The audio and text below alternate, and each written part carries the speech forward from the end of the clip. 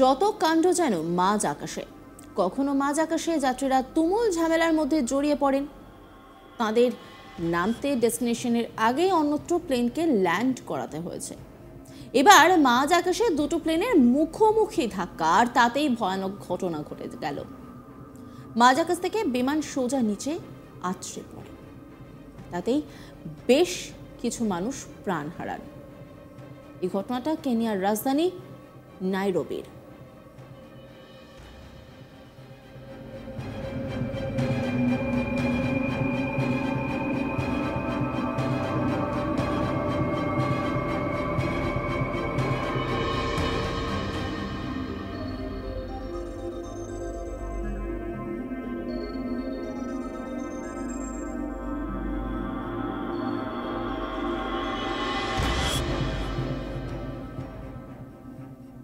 সূত্রের খবর, safari link aviation পরিচালিত একটি বড় বিমান 5 ক্রু সদস্য সহ 44 জনকে নিয়ে উপকূলীয় শহর ডায়ানের দিকে যাচ্ছিল। উইলসন বিমানবন্দর থেকে ওড়ার পরেই দুর্ঘটনাটি ঘটে।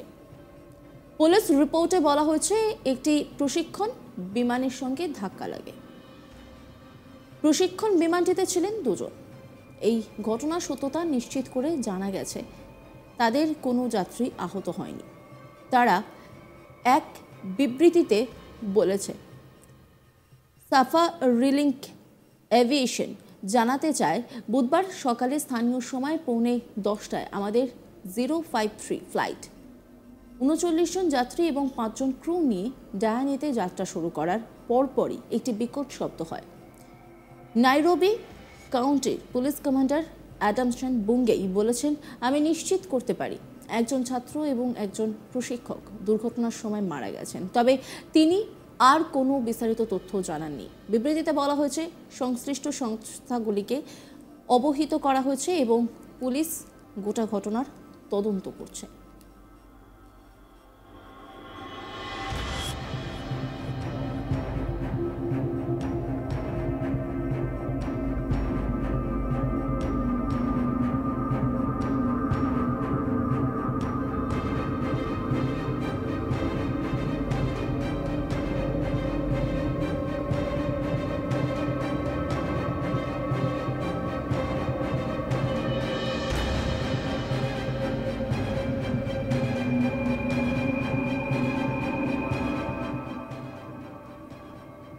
যত কাণ্ড যেন মাঝ আকাশে। কখনো মাঝ আকাশে যাত্রীরা তুমুল ঝামেলার মধ্যে জড়িয়ে পড়েন, তাদের নামতে ডেস্টিনেশনের আগে অন্যত্র প্লেনকে ল্যান্ড করাতে হয়েছে।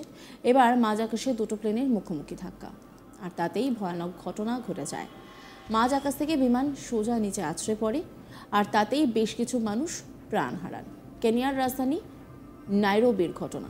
সূত্রের খবর, সাফারি লিংক এভিয়েশন পরিচালিত একটি বড় বিমান 5 ক্রু সদস্য সহ 44 জনকে নিয়ে উপকূলীয় শহর ডায়ানের দিকে যাচ্ছিল।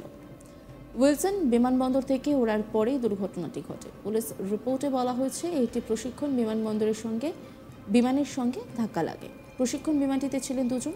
এই ঘটনার সত্যতা নিশ্চিত করে জানা গেছে যে তাদের কোনো যাত্রী আহত হয়নি। তারা এক বিবৃতিতে বলেছে, সাফারিলিংক এভিয়েশন জানাতে চায়, বুধবার সকালে স্থানীয় সময় 9:45 আমাদের 053 ফ্লাইট 39 জন যাত্রী এবং 5 জন ক্রু নিয়ে ডায়ানিতে যাত্রা শুরু করার পরপরই একটি বিকট শব্দ হয়।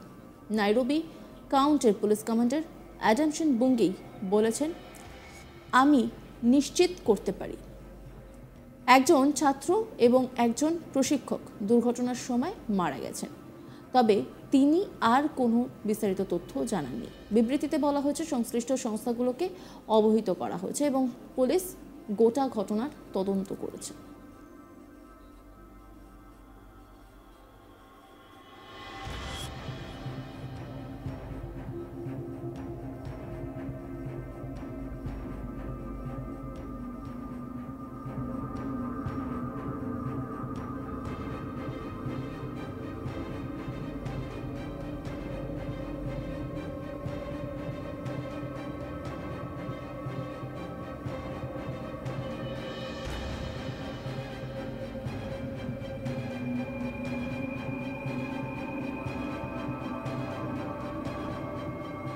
অন্যান্য খবরের আপডেটের জন্য অবশ্যই নজর রাখুন আজ তাক বাংলার ইউটিউব স্ট্রিমিংয়ে।